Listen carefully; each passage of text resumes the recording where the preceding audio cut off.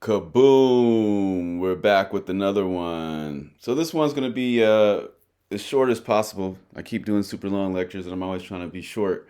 But this is also going to be a very, very nerdy lecture today. We're going to be getting into pretty much just Wikipedia kind of nerd stuff and anachronism. And for those who don't know what anachronism is when you're basically changing history for your own personal benefit, or for some type of ulterior motive, right?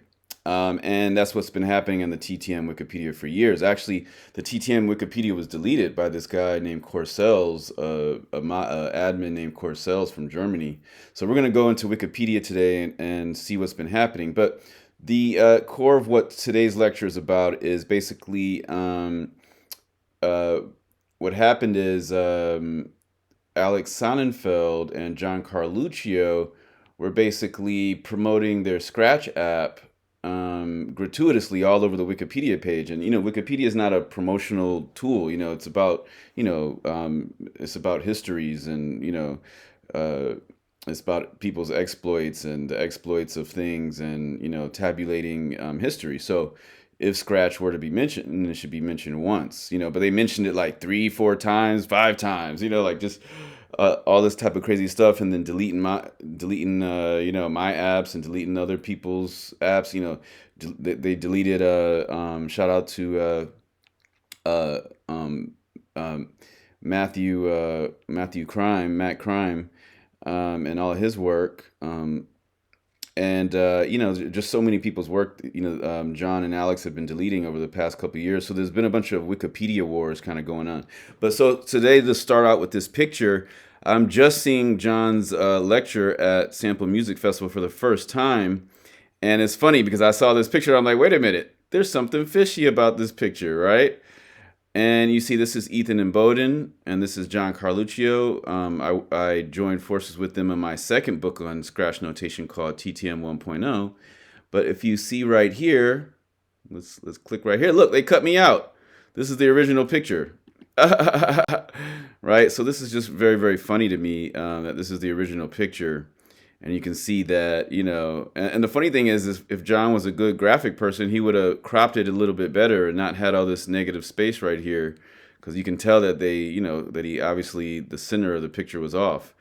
But yeah, this was at ScratchCon 2000, Dirt Style, aka Thud Rumble, through an event in at Yerba Buena in San Francisco.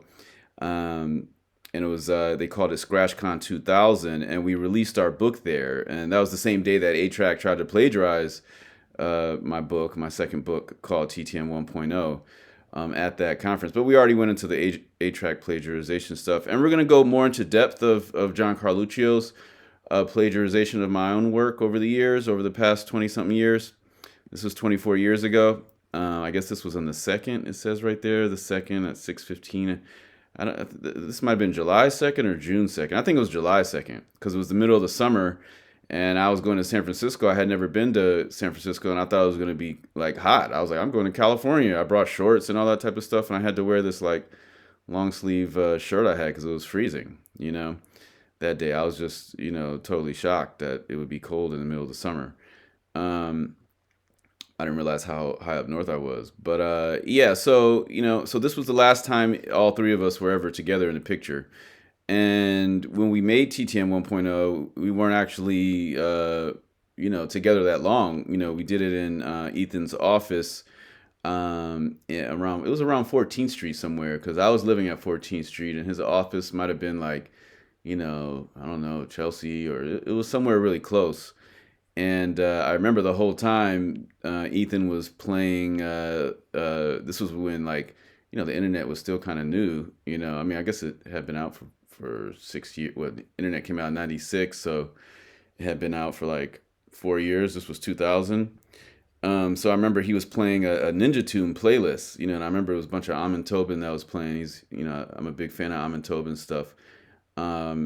But at that time, that was my first time hearing Amin Tobin stuff. But yeah, Ethan was just chilling, pretty much doing nothing. John was on Assis Phonics website, and we're gonna go into Assis Phonics, and we're gonna bring it back from history because Assis Phonics is gone now. But I basically did the whole book. I did all the transcriptions. I did the Rob Swift transcription, and it was my system that we use in the book. And I'm going to show you all actual proof that they brought a system to me. Because I had given them my first book on Scratch notation called The Fundamentals. I gave him a copy of that. We had met at a cafe. So the first time we had met was at that cafe. I had met John years before that, like a year or two before that. I had thrown a show and he did a lecture at my show. Yeah, so it was called The Essence for those that want to, do that research. This guy named Jake Davis, the guy that did Trey Songz, that Drake video with Trey Songz, that early Drake video, the music video director of that, Jake Davis, he used to be my roommate in college and at NYU, and he actually has all the footage from those two Essence festivals with it's all these, a lot of seminal turntablists from that era and underground rappers, Vast Air, Aesop, before the fame, you know what I'm saying, before Cannibal Ox blew up and all that type of stuff. But yeah, so we all three of us had first met at this cafe together, because I had met John at that festival for a second that I had thrown. Yeah, so we sat down and talked, and I presented them the first book on Scratch notation, The Fundamentals, and they were like, "Whoa, like we're trying to work on something, but we don't have anything together yet. Really, we should work together." So that's what we did. We came together and we made the second book, my second book on Scratch notation called TTM 1.0, and we met at Ethan's studio, and maybe we did it over a weekend, or it might have been like. Yeah, it might have only been like 2 days. It might have been, a couple of days. Maybe it was 3, 4 days. I can't remember. It was definitely just a couple of days. And I was just, nonstop, me on the computer, me doing Illustrator. Because when I did the fundamentals, I had done it in, it was all bitmaps. It was all, pixels and stuff that I was doing in Photoshop. I didn't know how to use Illustrator. So Ethan showed me how to use Illustrator. And then I did the whole book. So everything you see in the book, I did all the illustrations, all the transcriptions, all that stuff, because they're not even DJs. They can't read music, and they're not DJs. They can't scratch. They can't do any of the techniques. They can't understand it. So John, what he did was he looked at Access Phonics, and he saw the descriptions in Access Phonics, and he wrote the paragraphs that were describing all of my transcriptions. So he was more of a historian that was, and a publisher. He threw the festival where we released it at. He was kind of the press guy. That's kind of why I joined up with them, because I knew that, me working on my own stuff, I was a student, you know what I'm saying? 2000, I was 21. I was a student at that time. And, so I was looking for exposure. And also I had submitted my first book, the Fundamentals to Kubert for his, he had a global Scratch foundation, and I won the scholarship this day at ScratchCon. So this was at ScratchCon. So let's go back to this Alex Sonnenfeld thing, this sample music festival. Oh, whoops.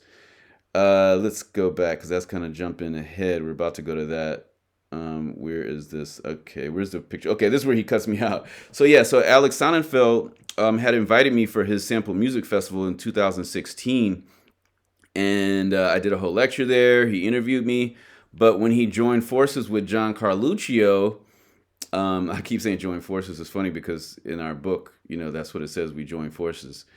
Yeah, he partnered up with John Carluccio, and they erased me from. He erased my interviews from the Sample Music website. So if you go there now, you see my interview.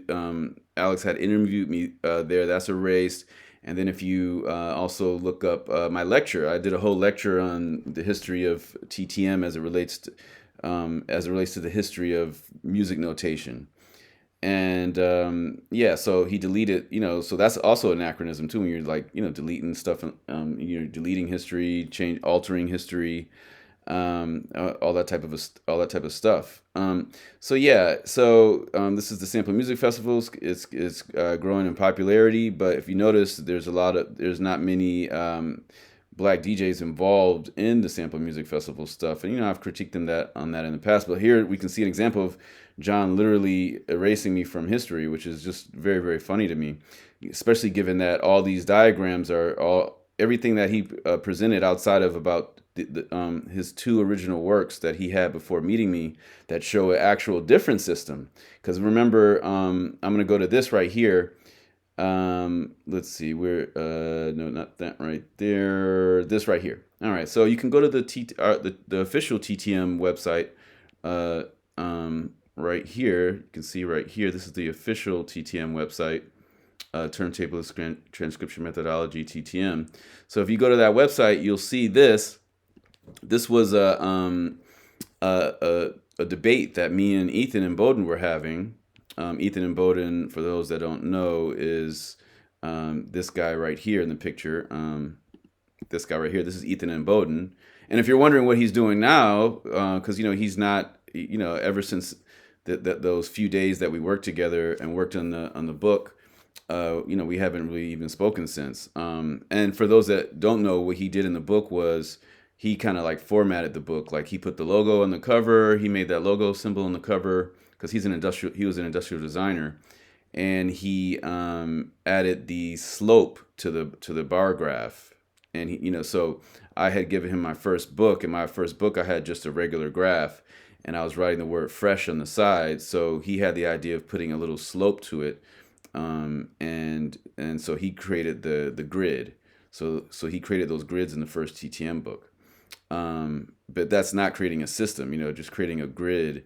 I already had a grid in my first book. So the key to all this is that John and Ethan were working on a system that they had never really released that was saying that if the record is moving forward, the slope is down. So that's what you see in that picture. And if you want to know what Ethan's doing now, he actually started a company that made gold and platinum vibrators. Vibrators for women or whoever. That's what he's doing now, and I'm not joking. All right. And in past lectures, I actually showed some of the some of his products. But yeah, he's an industrial designer, so he got paid off of that. I think he sold that company. I think it was called Jimmy Jane or something. Jim Jane. I think it was called Jimmy Jane. So you can look that up. Ethan and Bowden, Jimmy Jane. And I think he moved to the West Coast to like San Francisco. But yeah, this was a debate between me and Ethan. And you can see this debate where he was trying to say like, no, it should be downward slope. Forward should be down, and reverse should be up. So he was saying like, oh, this is what we were having different debates on symbols and backspinning notation, because they still couldn't even really comprehend the backspinning notation. That's why all the notation in the book is everything. I invented Sxratch notation and I invented backspinning notation, because they were still saying like, oh, this is like a scratch going down, like this right here. Let's see. Oh, no, I can't. Let me see. I can make it smaller. Let's see. I can make it scroll. But yeah, you can see that, all these things are pointed down, kind of like arrows, and that's what they were thinking. And we're going to go into that more in the future. But yeah, so I said basically, no, it should be like this. I said, this is Sxratch notation. This forward is up, and down is going backwards. And here's some clicks. Here's the open fader symbol. Here's the open fader symbol. And here are the clicks, and that's what everybody uses now. Nobody, draws arrows going down as forward and reverse and all that stuff. And what's funny is Alex Sonnenfeld and John Carluccio actually tried to do a tutorial where they showed one of John's old sketches.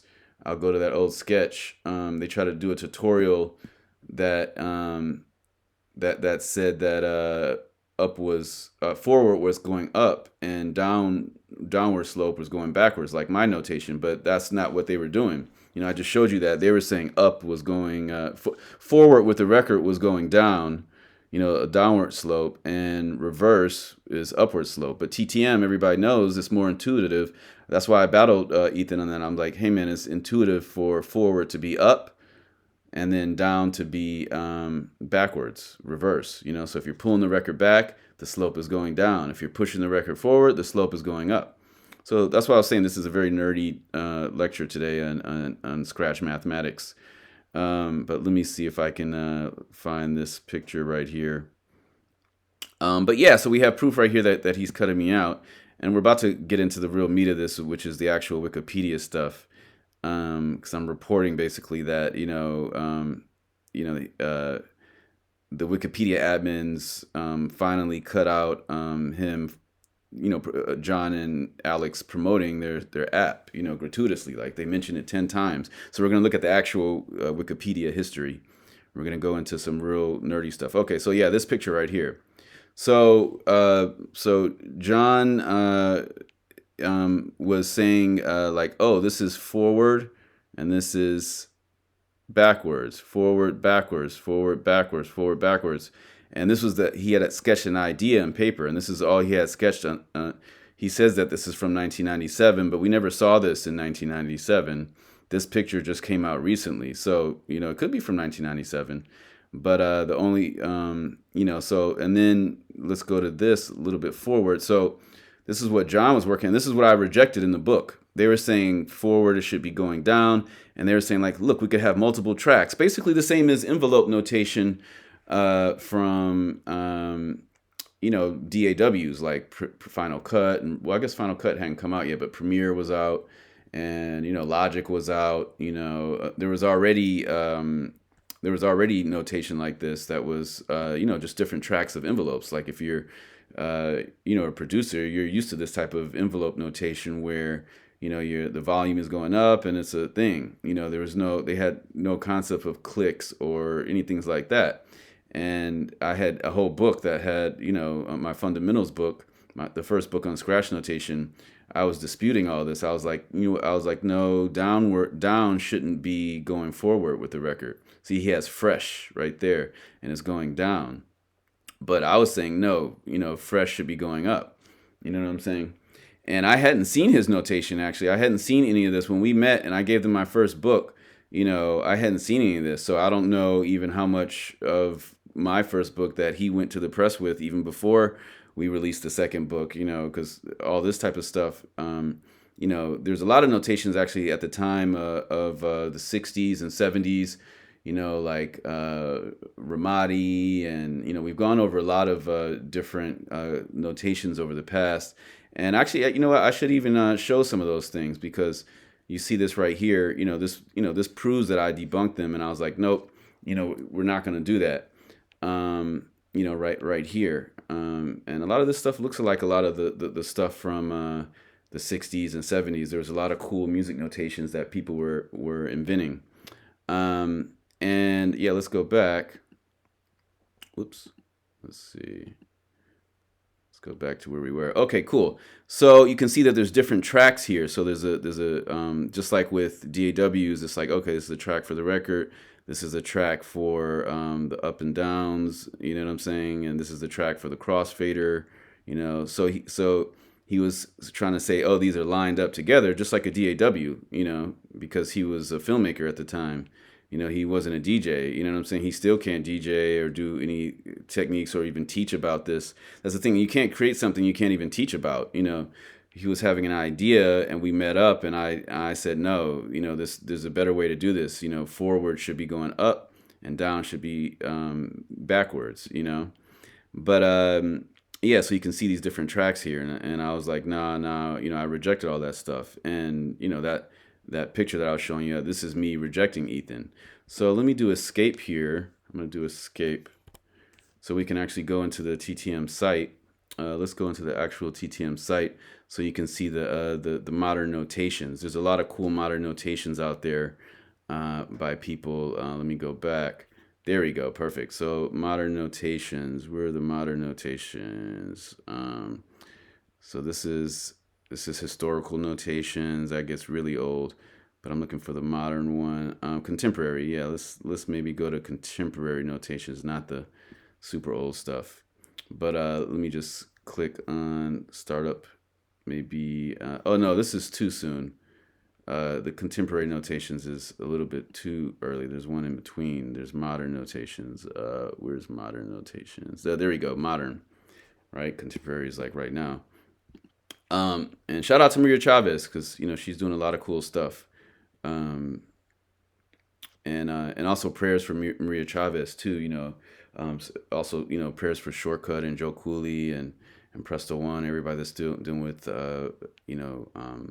heart issues and all these things. And Maria Chavez just had brain surgery a couple of years ago, and she's dealt with a stroke and just dealing with a lot of health issues. But this was Anthony Braxton. I actually loaned a copy of this book to Ethan when we first met up, and I was showing him that people had been having different types of ideas of notations and stuff like that, of all types of cool notations over the years. And this in the corner, you can see this is my notation. This is modern. This is TTM notation. So TTM notation is saying that the record, when it's going forward, is going upward slope like that, and when you're going backwards, it's downward slope.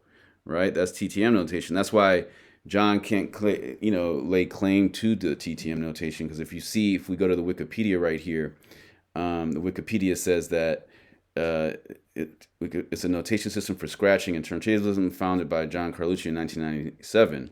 But no, because he had his own system that he was working on that he never released. He had, he never released a book or any type of thing like that. I released the first book, The Fundamentals. So in the future, we're going to have this deleted from Wikipedia, this part, or at least moved down, because before, if you go back in the history of Wikipedia a couple, 5-6 years ago, it started out with turntablist transcription methodology, or TTM, is a notation system that was written by and published by John Carluccio, industrial designer Ethan Aboden, and Raymond Pirtle Jr., DJ Radon, in 2000. But see, when you you search it on Google, all three of our names would show up on Google. But John added this extra sentence in here, so when you search it on Google, you only see John's name, and it's 97. But that should be more in the history and the foundations of it, but it's not. That's not the system. You know what I'm saying? TTM, we created it in 2000 and February 17th. So even that is an anachronism that needs to be changed and edited for the future. But right now you can see right here, there's no mention of the Scratch app. But if you go back and you click in the history, we're going to view the history in this lecture. If you view the history, you can see that it's there's a bunch of Wikipedia wars that have been going on. So that's what this lecture is about, these Wikipedia wars. And John's never taught this in schools or done lectures teaching it, because he can't teach it. He can't read music. He can't read TTMs. Like, you can't invent something that you can't even read. Like, if you show him a chin machine scratch, you ask him to draw a chin machine scratch. He doesn't know how to do it. You know what I'm saying? He was just a publisher of the book. You know what I'm saying? And he's tried to basically cherry pick and, take all my work. For those that don't know what cherry picking is like, if you're a soccer player and you stand by the goal and you wait for them to, kick the ball to you, and all the people doing all the hard work that got the ball all the way there, you stand there and just wait till the ball's right there by the goal and you kick the ball in. That's like cherry picking. For those that don't know that kind of, American or English saying. Okay, so I'm going to click on this little thing. You can see that I clicked on it before. It's purple. So it says he was founded in 1997. Let's click on that. Let's see what happens. Whoops. All right, so U.S. Copyright Office, turntablist transcriptions, right? And he says it was 1997. Let's see if he did that in 1997. Let's see.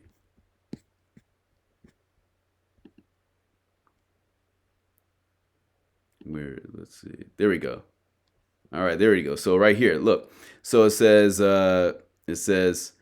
turntablist transcriptions, lesson 1. Right, you see that? And look, it says data creation 1997, right? Data publication 99. But look, when was this registered? It was registered in 2002. So he's lying. He's recursively trying to get copy credit for my work, because we released TTM 1.0 on February 17th, 2000. It was February 17th, 2000 that we released it. And then he tried to, do something, make something called Turntablist Transcriptions Lesson 1 that never even came out, because we were going to do a book with the Universal Edition, this like classical music company. And so we had, he had drafted this idea for a book with them, and then they rejected it, and it never happened. But he's trying to say that, so in 2000, he tried to say, oh, he created this in 1997, but he didn't, because the whole book of TTM was my work. You know what I'm saying? He didn't, we hadn't met in 97, you know what I'm saying?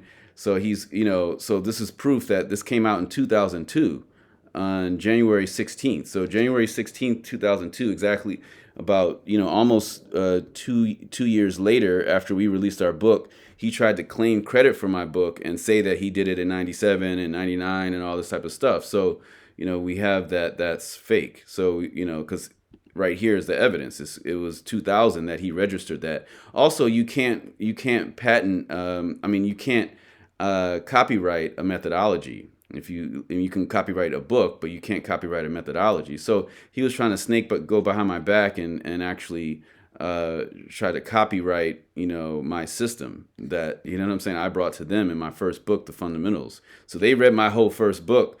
I gave them a copy of it. You know what I'm saying? I gave Spacecraft a copy too, because I had printed it out on the NYU computer at the NYU Computer Lab, All right, so so we debunked this. So in the future, we're gonna, somebody, if you're a wiki admin, you can edit that, but that's gonna have to be changed. Cause you can see right here, this is the truth. It came out on February 17th, 2000. That's when it really came out, right?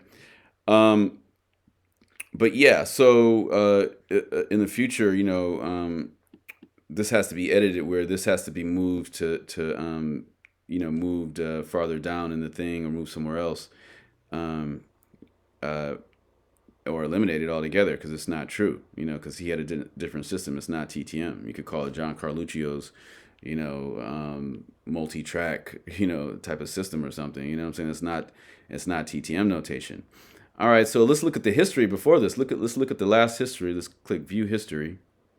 And I'm going to get back into those cool notations over history too, but I just want to show you all this, like the last history that just had Sxratch mentioned in it last times. Let's see.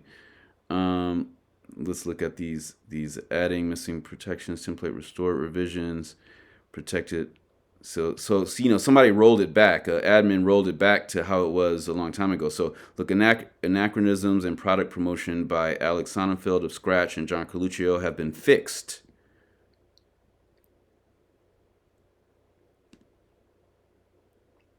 Right?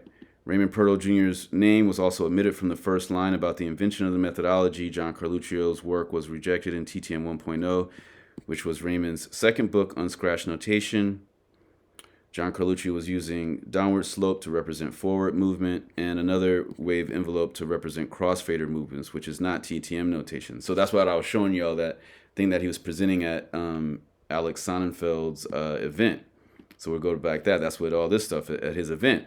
So those two pictures that I had shown you all that, and this is the only thing that John had ever written down. And this, we don't even know when this came out, because this only, this picture isn't in anything. There's no proof of this before like a couple of years ago, right? There's no proof of that. Now, all this stuff, this is all my work. I've made all these things. He had somebody take my PDF file and bring it into Flash and make the line, blue, because I have all the original vectors of this. All these original vectors come from my computer, and luckily I still have everything saved from when I did all this stuff in the computer. And like I was saying before, this slope right here, that's the only thing that Ethan invented, was that slope right there. He said, like, hey, this as an industrial designer, he looked at my first book and he saw that I was putting the scratches on the graph, right? And he was like, you know what, it would be cool to have a slope right here, and I thought that, I was like, yeah, that's a good idea to have a slope to this line instead of the fresh being written just vertically, fresh being written at an angle. And and I thought that was cool. So, but everything else, I did all this stuff. So everything that John presented in this lecture, we're going to go through this lecture, everything that John presented. And if you listen to the lecture, you can hear he's very, very nervous in the lecture because he knows he's lying. Everything he presented in the lecture, I did all this stuff. This was,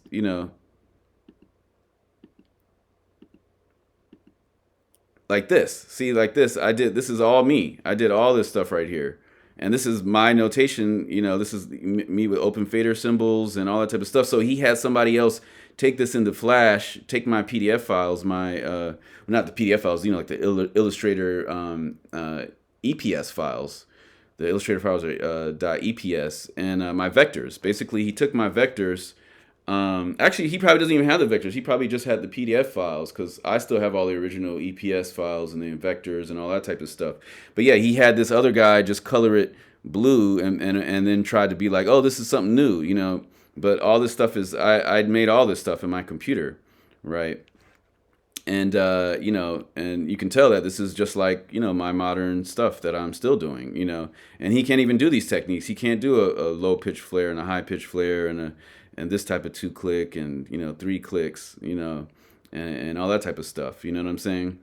And you see back then some people were calling them sonic flares, but that never really caught on back in the day. That's why I never called them sonic flares, because, you know, I feel like it's better just say 3-click flares or 3-click orbits. You know what I'm saying? Because you know, it's you know, there's just so many names and all that type of stuff. But yeah, so you know, I wasn't trying to favor one regional dialect over the numbers over another or something like that. But look at this. They added this. John added this one little circle right there, so that it's like something different or something, because I didn't have that in there. This was the clicking symbol. You know, he's trying to get around the copyright or something, like, hey, if we add one little circle there, it's different. And there was this guy, I actually did a lecture on the TTM on the official TTM Facebook, where some guy got a scholarship and he plagiarized this too. And he was like, look, I made this system, and, you know, his college gave him like, you know, $2,500 or something, some, you know, small amount or something, to pursue his, you know, studies or whatever, you know, some type of grant, you know. But yeah, John plagiarized this, and yeah, this is my twiddle notation, right? These are my like twiddle symbols and 3-click, you know, crab symbols, right? And this is even my signature Scratch right here. You all see my, you know, I did that tutorial recently on Instagram, the wah Scratch right there. It goes waka waka waka waka waka waka. You know what I'm saying? So this is like waka. So this is like waka waka waka waka, and this sounds like a flare too, like waka waka waka waka, and then wata, and this is like a crab going brr, brr, you know, and this is like wada wada. These have the same sound, right? That's what I'm saying. John can't even explain this stuff. He doesn't even, you know, he just totally stole it from me, and is sitting there lecturing and cutting me out of the picture of my own work, which is just very funny to me. And this is wada wada, you know, and this is going waku wada, and this is going waku waku waka, and this is going waku waka wata. And this is a wah, my signature Scratch that I showed Qbert a couple of days before we released the book at Symphony Space on February 17th. Qbert was performing at the Virgin Megastore, and I showed him this Scratch on video. But my video's all messed up of it, because I was like rewinding it so many times on a CD that it has that weird CD kind of skipping noise on it. And it's going waka waka waka waka waka waka. So that's the wah Scratch. And also, if you look in TTM 1.0, my chirp notation is wrong, because I thought chirps and dicing were the same thing. I thought chirps were dicing, and so I wrote chirps as dices, you know, because dices has a click every change of direction, while chirping only has a click one change of direction. Right. So Ethan drew this symbol. Ethan did that. And yeah, and this is my actually, this isn't my turntable. This is my roommate's turntable in this picture, Jake Davis. The same guy that did that Trey Songz Drake video, one of Drake's early videos. You know what I'm saying? All this, I transcribed all this Rob Swift routine right here. I literally I had to rewind a VHS tape hundreds of times. And Rob Swift, I think he's doing chirp flares in this, and there's one part I got wrong, like this right here. I was putting like, this is like wooka wooka wooka wooka. I think he was doing chirp flares. And so this little everything else is right on here, but this little section was wrong right here. And an Italian guy actually fixed it, and I think he put the chirp flares in there. Because remember, I was saying before, I was still, you know, my notation for chirps were wrong at the time, and I was right, and Rob Swift was doing the chirps, and I thought he was doing something else. And plus, it was hard to rewind VHS, because like now, you know, everything's all accurate, and you can, you know, drag and all that stuff. But you know, I was just looking at a VHS, and I was having to rewind it, and like try to look close at what he was doing. But let's see. So this is John in the movie Scratch, and he didn't invite me to show my own notation, and John just going wick, right? And this right here is wrong. Look, see, you can't.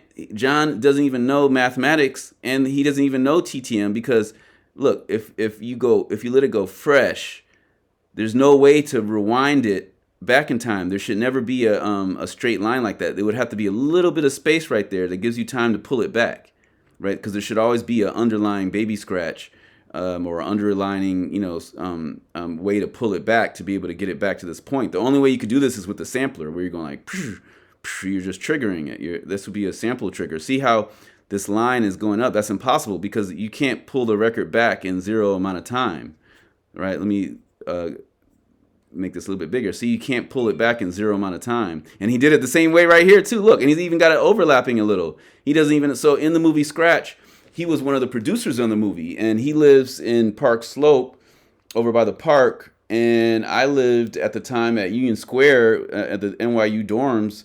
And so I was only like 30 minutes away. I could have been, he was like, oh man, yeah, Sxratch came through to film at my place, and, I couldn't get a hold of you, or something. I didn't have enough time to get a hold of you. I was like, what?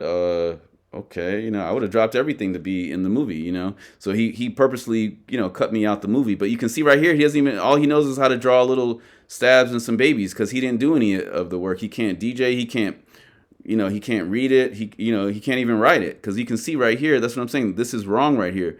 If the sample is playing and it's going fresh, then you have to be able to rewind it back. You need a little bit of space, like a 30-second note, a 16th note. You need some space to pull it back real quick so you can start doing baby scratches right here, right? Because see, this right here, see, look, that's in scratch notation, that's impossible to have infinite slope, just to have a vertical line. A vertical line is not physically possible.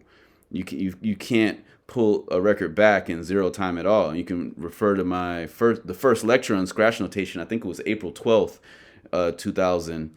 I did the world's first lecture on scratch notation with my TTM notation, and I was talking about that, where you can't have a vertical line like this. You know what I'm saying? So you can see, Scratch the movie, he's actually showing you the wrong thing. Meanwhile, trying to plagiarize my stuff. So his whole lecture was on my stuff. So yeah, he's pointing out my notation. This was me, like, it would have been cool if both of us were there. You know what I'm saying? I'm not saying that he shouldn't have been in the video. Obviously, he set it up, and he was one of the producers of the film with Doug Prey. But, this was my work. You know what I'm saying? So he's pointing at my work as if he did it. It's like he was a publisher of the book. He wasn't the transcriber or the inventor.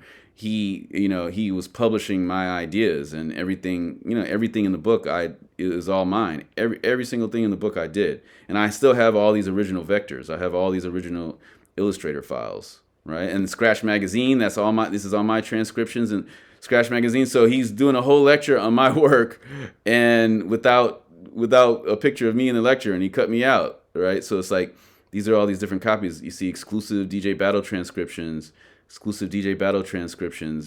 these, and it was all my transcriptions. You know what I'm saying? And he never paid. He collected the money for all this and never paid me. So that's part of Scratch history too. He never paid me for any of that stuff. So you can see, let's see.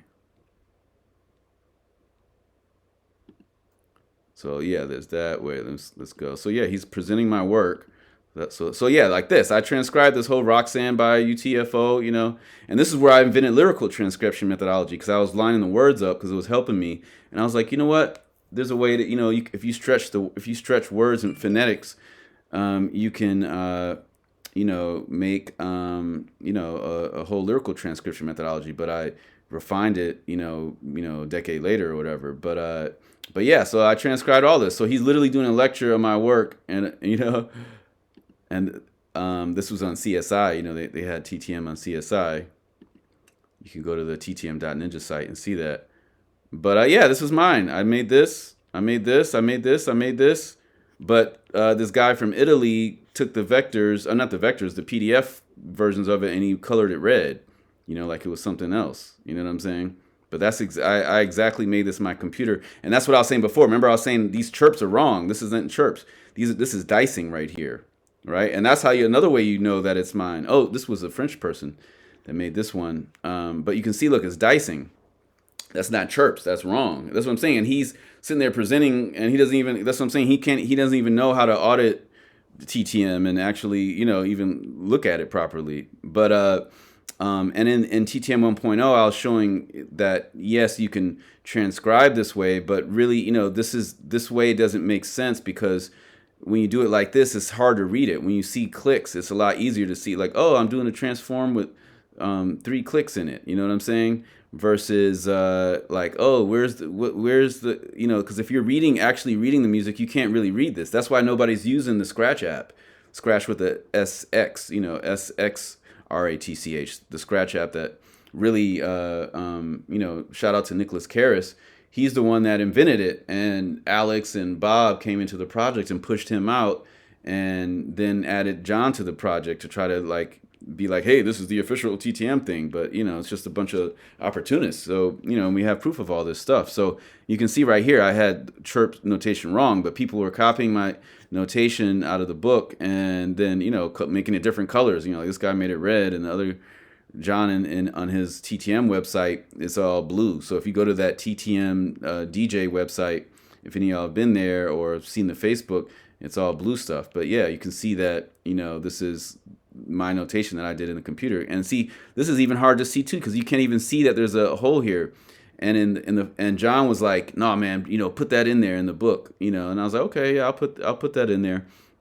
But it doesn't make sense. That's why I was showing how this is better. And he tried to make it so it was like, yeah, that's advanced notation, but it's like, no, it's not advanced notation. This is TTM notation, just, using clicks. Like my first book had click symbols in it. But my first book had a whole different, a lot of type of click symbols. And, maybe that'll come more in the future when, these, the TTM apps, the official ones, like I just dropped, the PM OS 100, have like more types of futuristic options. But look, yeah, so he's got the matrix in the back. What's he saying about that? I haven't even listened to this yet. Which was every conceivable Scratch. So to a small group, TTM was important, interesting. So he's trying to be like, oh, this happened all years later, but I have proof that in the first book, I was ready to put a whole matrix processor in the first book, but he was like, nah, that's too much. That's too much. We got to be super simple. We don't want to go over people's heads. You know what I'm saying? But imagine this could have been in the first book. And I can even show you all that too when we go back into the TTM page. But yeah, this is all my work. He's doing a lecture on my work and not mentioning me. This is all my work right here. You know what I'm saying? And then this right here too. He dated this like, he changed the date. I did a whole lecture on this already, but yeah, this is my work too. I did this, and he had a Flash designer, make a Flash animation of this, but this is exactly my I made this exact thing. He just made this line a little bit thicker. He had the guy make the line a little bit thicker, and change the colors, and this is all my work. You know what I'm saying? And this is some works of students that have been influenced by my work. Because remember, A-Track is the one that tried to jack my system, and he started making he added this instead of a click symbol, it's a line through it, and a lot of people still notate that way. But mathematically, after when you're really doing a lot of complex stuff, these lines don't really help you. It's kind of like and also the idea of only having jagged edges like this, because TTM notation, if a line is jagged like that, that means it's a digital toggle from like only a digital turntable can do that, like a CDJ or like Pioneer turntables. It's basically like a sample going forward and then a sample automatically going reverse. And that sounds different than something slowing down like a baby scratch. It's just like if a car is driving and then the car stops and it has to back up, or an airplane, or not, maybe not an airplane, let's say a helicopter. A helicopter's flying forward. They can't just change directions out of the blue. They have to slow down and then go backwards, type of a thing. You can't just automatically change direction. So it's incorrect to draw something perfectly triangular like this. But, people can understand it, obviously. We can understand what it is.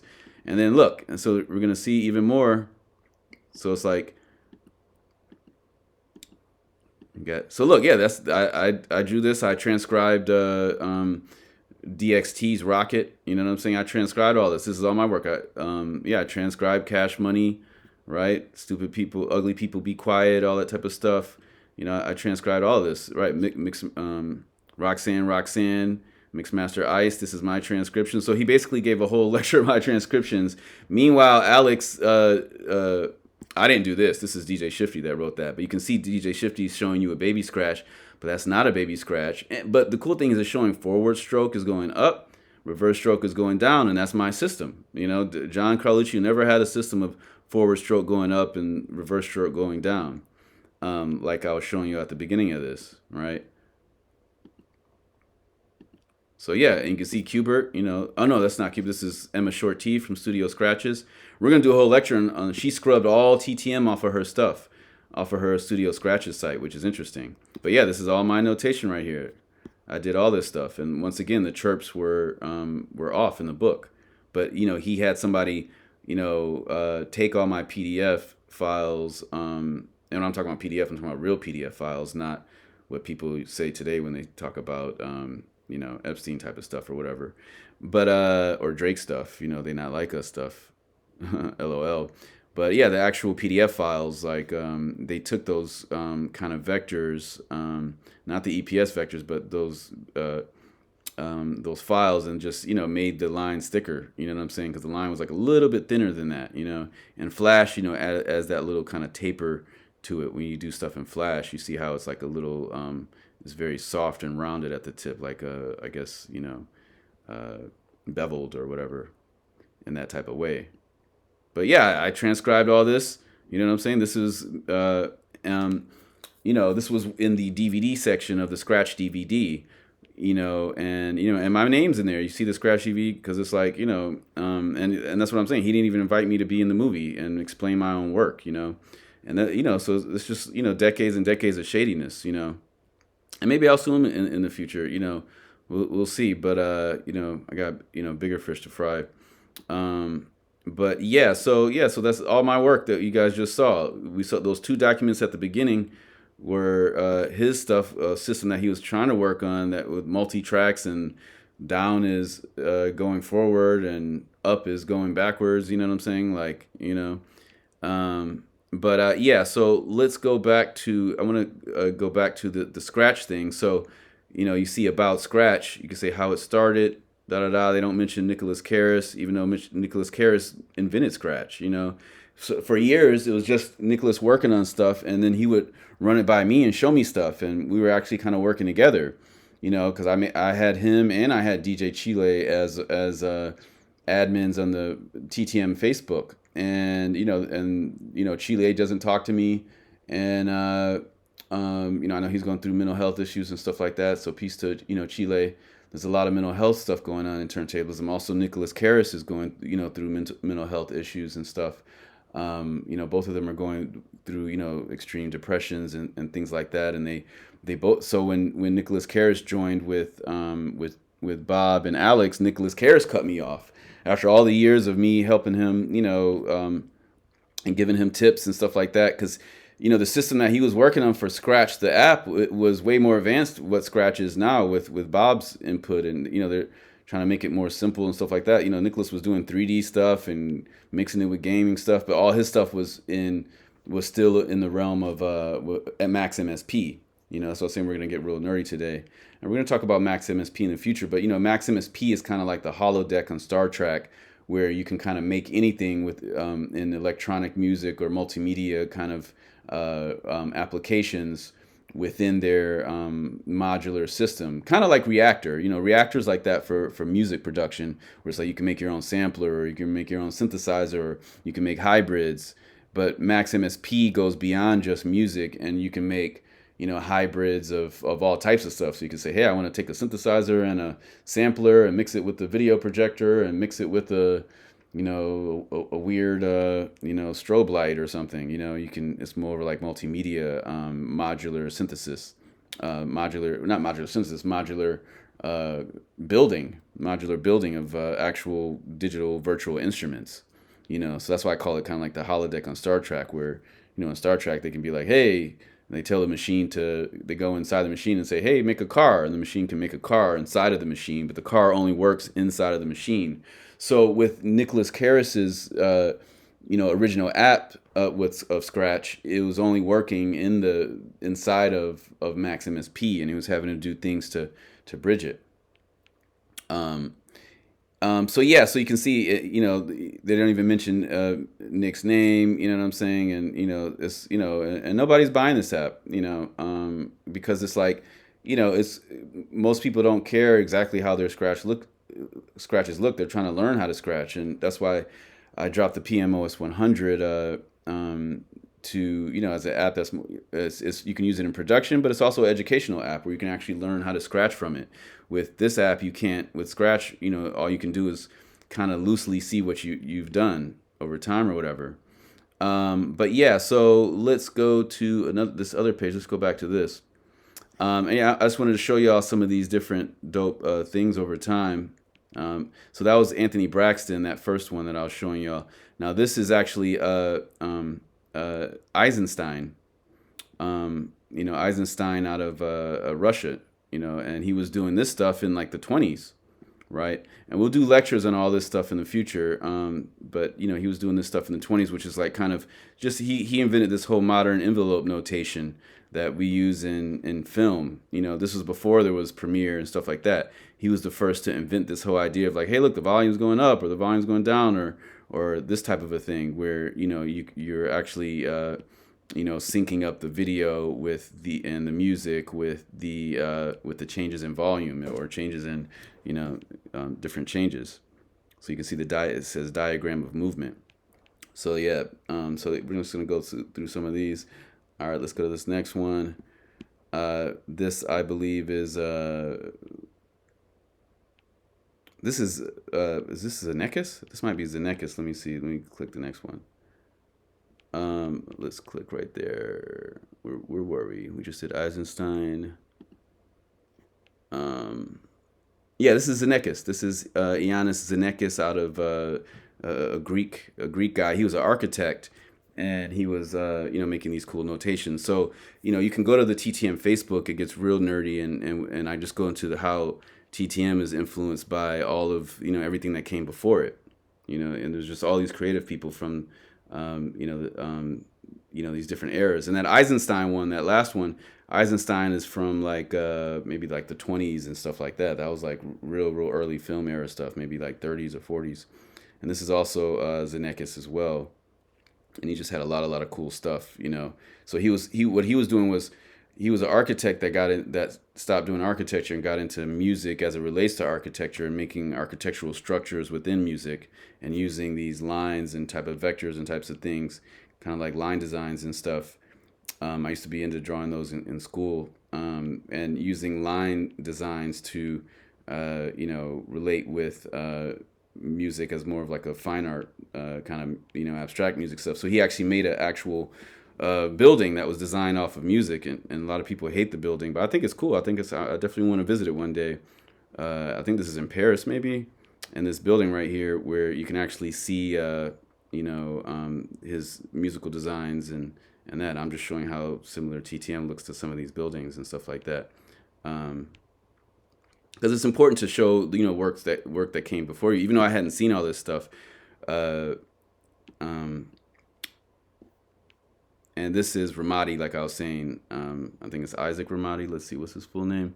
It's Roman Habenstock Ramadi. And Ramadi, actually, I'm a big, I'm also a filmmaker. I'm a big Kubrick fan. And Ramadi actually sued Kubrick. I mean, not Kubrick. Habenstock Ramadi sued Stanley Kubrick because he had used some of his music in one of his movies, because his music is real out there and dark and stuff.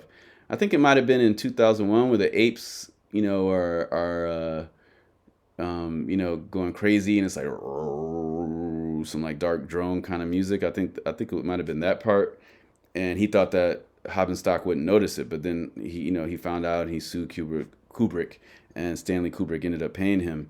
But yeah, Stanley's my favorite director, and he's always used music as one of the most important parts of the film, because a lot of filmmakers feel like music is kind of arbitrary, but to me it's not, and that's why with my film I kind of go with the Chris Cunningham type of theory of synchronizing music and sound. Sound and visuals, so the film and the sound are synchronized. And this is also Ramadi again. He's got a lot of cool out there notations, but a lot of his stuff is very non-linear. So there was a lot of different movements of abstract artists that were overlapping into music and stuff like that. This is more of Ramadi's stuff, and this is some 3D TTM stuff I was working on. Eventually dropped 3D TTM apps. Because like I was saying before, we're gonna have actual uh, animated versions of the PMOS 100. All right, so this right here, this guy, he might have been in like a mental institution. I mean, they kind of classify him as outsider art. Let's see, what's his name? Oh, Wolfie. Yeah, that's right, Wolfie. Um, and yeah, so yeah, Wolfie, 1864 to 1930. So yeah, this is really really old stuff, and he was drawing real out there stuff with music and very psychedelic type of stuff. But yeah, this is from like the 30s and the 20s, and this is more of his work too. And we're gonna do whole lectures on all these people. I'm just kind of skimming through. This is Ichi Yanagi out of Japan. You can actually go to the at the MoMA. They get, I think this one right here might be at the MoMA. One of these things is at the MoMA, but he was doing some cool stuff with notation and stuff like that in the 70s and stuff like that. When computers first came out, like these punch cards and IBM stuff, and this is when I transcribed Dirty Rotten Scoundrels by Premiere, but I was just showing the similarities. And this is also Ichi Yanagi too. And then this is Stockhausen, Karl Heinz Stockhausen. The famous. He's the most famous out of all the abstract musical composers and stuff like that. But you can see he was doing a lot of stuff that looks like TTM type of stuff and kind of statistical. Because TTM and statistics, TTM is a form of mathematics. TTM is really the actual physical representation of the movement of the Q point over time. And these are really cool, right? These are all different, really cool. Especially if you've seen my BPM matrix. My BPM matrix looks very very similar to this, because it's showing BPMs as actual geometric structures. Because that's what I invented something called BPM geometry, a whole field of Scratch science, that we'll talk about in the future. But that's how you can use geometry to figure out if a record is skipless, or you can even figure out the speed of a record through its actual geometric shape. And I created something called a BPM protractor that lets you, without having a tap tempo device or whatever, you can figure out the BPM of a record just by measuring it, just by measuring the distance of one quarter note. So this is more Stockhausen stuff. It's very very cool. And we'll talk about him more in the future too, because Alex Sonnenfeld actually was met up with him, but it's disputed about the date that he met up with him, because even Alex has been trying to roll back his theory of motion stuff to beyond, but all the way back to '99. Like if you go to, let's see, here, theory of motion, it says established by Alex Sonnenfeld in 1999 for turntables and involved into, right? It's like nobody heard him doing this stuff in 1999. You know what I'm saying? And we're gonna do a more in-depth lecture on him and actually use the Wayback Machine. If y'all don't know, there's a thing called the Wayback Machine where you can see the real history of the internet, and it saves most people's pages on the internet, and maybe not also all the pictures in them, but at least the HTML and a lot of the text, and you can see if people are altering history and changing stuff. It's a great forensics tool. Everybody should learn about using the Wayback Machine. But yeah, you can see he's trying to roll back stuff to 1999, just like we showed John Carluccio doing that copyright in 2002.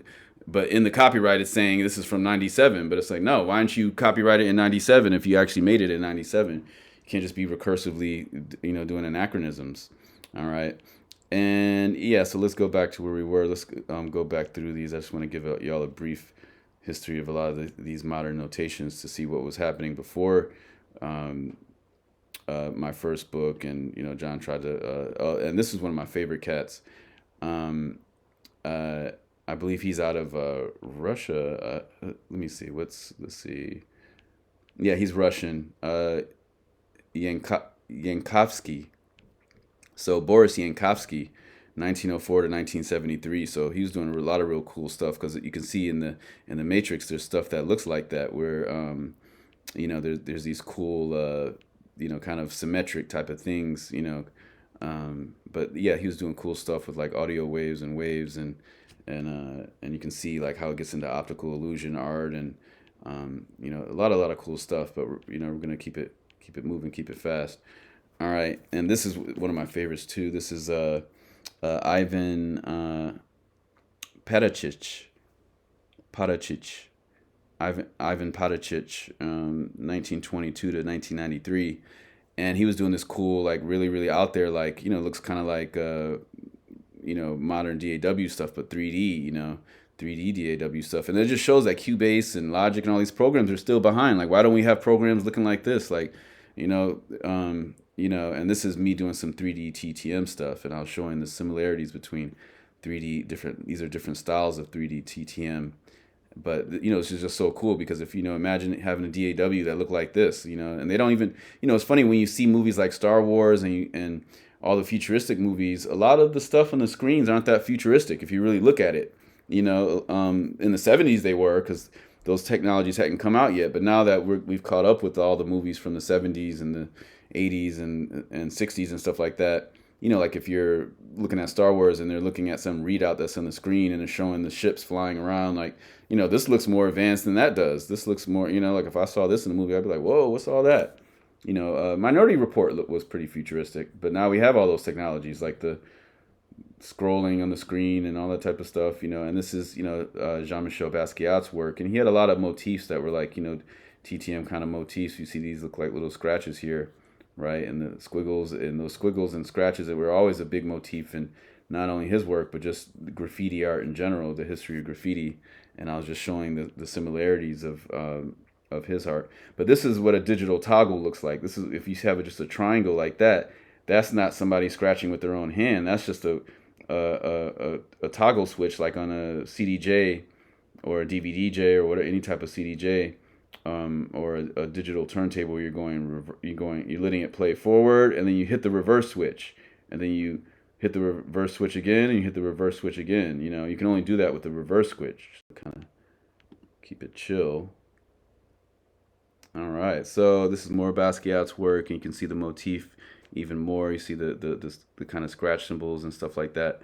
Very, very cool stuff. We'll do a whole lecture on this in the future, where I actually read all about it. And this is Edward Verres out of France, and he's really important, really seminal, as far as because look at this stuff. This looks just like TTM type of stuff, but this was him doing audio waves and having people do, instead of just having a note as being a fixed symbol. The note is things like you could play with the theremin or different types of instruments where you, like, even with the trombone. I played trombone in high school, where pitch isn't fixed. You can have pitch as an actual constant. And this is Tibetan music notation covers this as well. We'll go into lectures on that in the future. The Tibetans were doing that exact same stuff. They were using waves like that. And the history of classical music notation came out of that type of Tibetan style, where they're using waves. And this is a really cool notation. This is from the author, Kurt Vonnegut.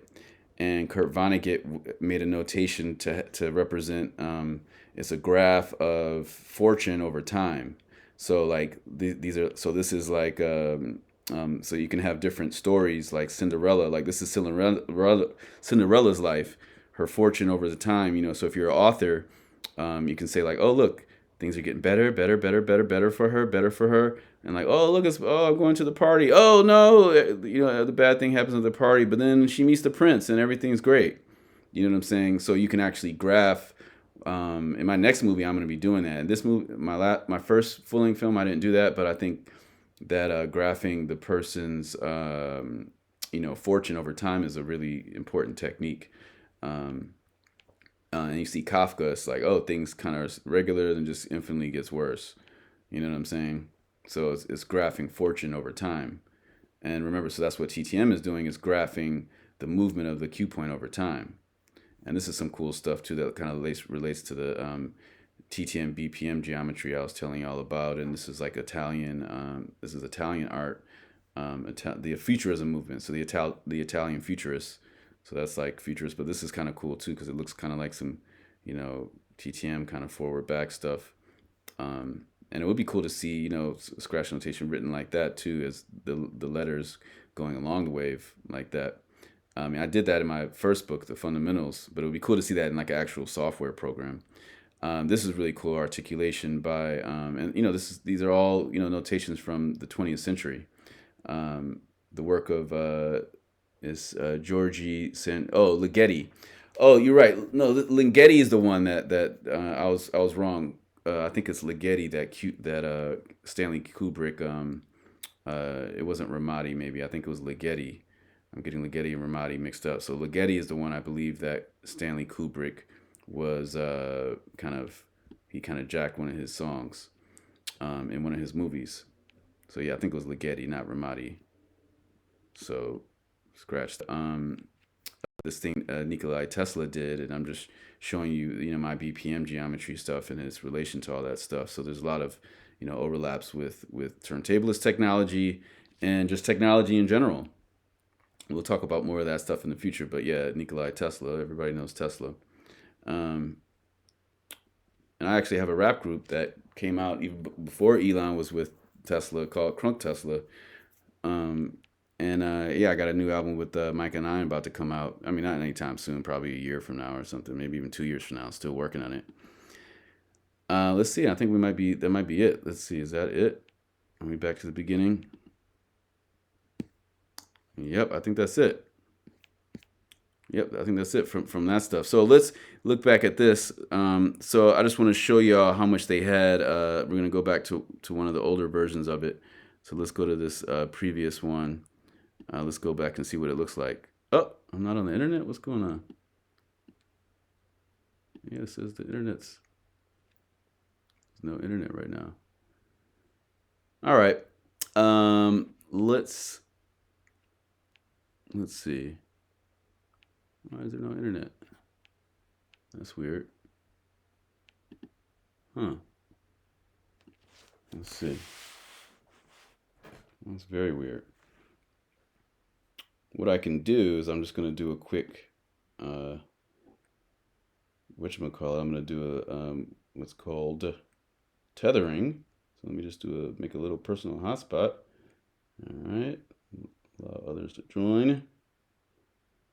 Then we're gonna join, and we're gonna tether. Look, all tethered up, and we fixed it. All right, so let's go back, and we're gonna refresh that.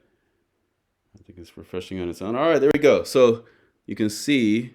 Let's see. Oh no, I want to show the actual website. Let's go to where it shows the actual website. All right. To show what the website looked like, we're going to look at the website history. And so this is the last thing I'm going to show you. This is really the core of the lecture, that the admin took out all the promotion of the Sxratch app, because they were just like gratuitously promoting their app all through the Wikipedia. And Wikipedia is not for that. You're not supposed to be just like gratuitously promoting your Wikipedia through that. So let's see. Maybe this is it. Okay, there we go. This is what it looked like before. So you can see, look, Sxratch Visualizer. Look, Sxratch public in 2001. Sxratch publicly released the Sxratch Visualizer, DJ software, and they're not even mentioning what you call them as Sxratch Session Labs. We're gonna do a whole lecture on that, on Sxratch Session Labs, and him, asking me for like 10,000 euros to buy into his app, and I was about to do it. I was about to give him 10,000 euros. And then he was like, "Give me 50,000 euros to be partners with his Sxratch Visualizer app." Like him using my notation, and he's not a turntablist either. Sandy, out of France. But that's a whole nother lecture we'll go into. But yeah, they didn't mention his stuff either. But yeah, they're mentioning Sxratch, and look, Sxratch is simple. Look how many times they mention Sxratch. Let's count. Sxratch is simple. Sxratch is simple. Essentials. That's twice, right?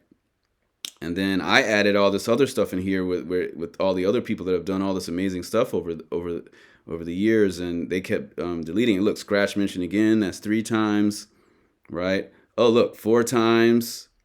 Like how many? Each app or each invention that somebody's done that's related to TTM only has to be mentioned once. If it's a new invention, yeah, it could be different things. But like all these cool people that made all these other things, like this Miss Pinky one that this cat did, I added all these other people's names, and John and Alex kept erasing their names, kept erasing this. So we've seen Sxratch in here, mad times, like 4 times so far, right? And then this timeline, Alex and John made this timeline. Look, Sxratch again. You know what I'm saying? Oh, looks, Sxratch again, Sxratch. That's like 6, 7 times. Oh, look, 8. You know what I'm saying? That's like 8 times. We just saw the word scratch like 8 times in the Wikipedia. Any type of invention in Wikipedia only needs to be mentioned once. So they had it in there 8 times. So that's what the admin did. They made it to an older revision because I challenged it. I was like, hey, you know what I'm saying, and the admin listened to my challenge and they deleted it. So they reverted it. They reverted to how it is now, which is like this. Let's go back, and it looks like this now. Right, this is how it looks now, and the Scratch, the app, isn't mentioning it at all. But nobody else's apps are mentioning it as well. So in the future, we're gonna have to re-add everything so that everything is mentioned once, so it's not promoting somebody's product that they're trying to sell. But let me go back forward to here. I want y'all to see the very very beginning where somebody deleted it. This guy named Corcells had deleted it, and I had to reinstate it. So let me go to revisions. Let me go to 500, I guess, or let me go to oldest. And y'all can go to this history. You see this revision wars. There was even this guy, this racist guy named Maciej out of from Poland, but I believe he lives in in the UK. This guy named Maciej, or Maciej, if you're pronouncing it not the way they pronounce it, if you pronounce it literally how it looks in English. Maciej, he changed my name from DJ Radon to DJ Racist. You know what I'm saying? And I had to object to that, and change that. It's like, so there's trolls and stuff coming in here, and people, let's see, 2020, let's go way back. This guy named Corcells deleted it. Are we at the oldest? Yeah, so we're back to, let's see, what year is this? 2006. So 2006, right? And then at some point, somebody deleted it. I don't see it right here right now where they deleted it. I remember his name was Corcells. But yeah, it's just random people that aren't even in Scratch community that are like editing these things, but yeah, that wraps everything up. And yeah, that's pretty much it. Let me see. I have some of these other windows open. Oh yeah, I showed the theory of motions thing. Yeah, that's Alex. But yeah, that's what this lecture is about Alex and John, trying to change history. Yeah, maybe I'll use this picture right here as the screensaver. And it's also, lastly, I'm going to play this because it's important to see. This was, the Scratch app, the app that got taken off of the Wikipedia page because they put it in it 8 times. Let's play what he has to say about people like myself, people of the Black American diaspora, right? He got bigoted in this. I'm going to press play. Actual racism. Just a side note question, because the first time I heard you, it was at Dr. Octagon's Blue Flowers, and this was for me. So this is Bob Kruger, Dr. Bob Kruger, and this is Alex Sonnenfeld talking about their app, and this is after they pushed out Nicholas from the app, because it was Nicholas's app, and then Bob came in and he's a developer and added his own expertise in it. It was mind-blowing, at this stage. This was really the start to start scratching and things like that. And actually, I thought this is a black DJ who's scratching, because at this time I only thought that only black DJs can scratch like this. So this is a thing where, people in the EU and Germany and stuff like that, they're not used to having like, Black American culture where we are kind of like watchdogs, like Martin Luther King. You could call him a watchdog, you could call him he's a martyr now because he's gone, but, he's a watchdog as far as, checking on racism and actively trying to stop racism. Whereas, in Europe and the UK, there's not big organizations or a lot of political leaders or whatever that are monitoring what people say and that they're trying to stop racism.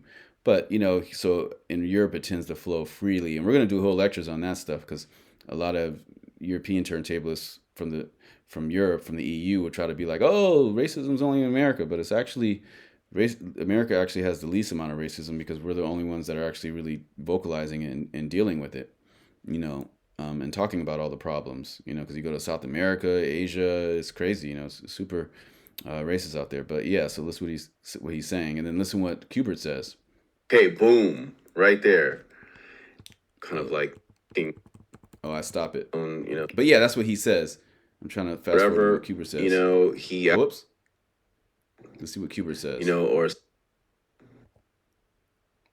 But this on the screen, this is what Kubert says. He says, I'm part black, which he's not. I mean, he's saying that, yeah, Filipinos have black ancestry because those were the original Filipinos, the Negretos that live in the mountains, but he's not a Negreto, and he's never identified as that up until this point where he's kind of trolling.